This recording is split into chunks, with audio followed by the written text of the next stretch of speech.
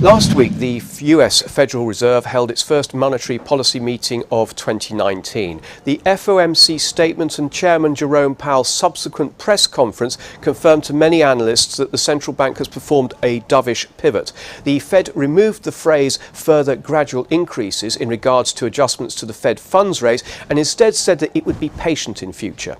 The Fed also said it would consider adjusting its balance sheet reduction program if conditions warranted change.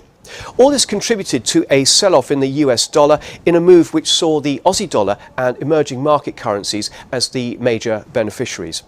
Friday brought the latest update to US non-farm payrolls. There was a particularly strong headline gain of 304,000, well above the 165,000 anticipated, even considering sharp downward revisions to previous releases.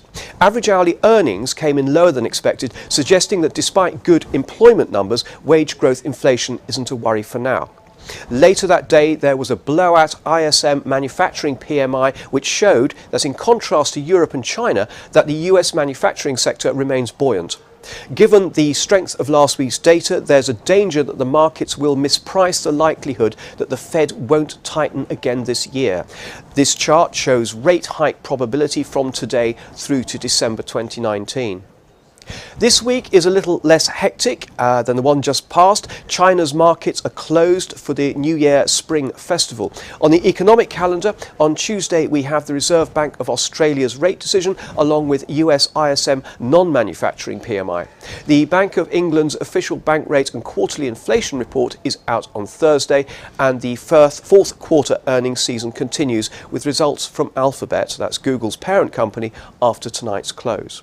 From a technical point of view, the Euro USD appears to be consolidating around 114.50 after failing to hold above 115 last week. Bulls will be looking for reasons to have another go at this level this week, although a retreat to intermediate support around 114.00 can't be ruled out.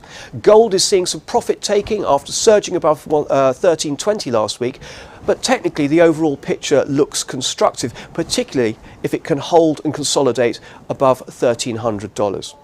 We wish everyone a happy Chinese New Year and hope you have a profitable trading week.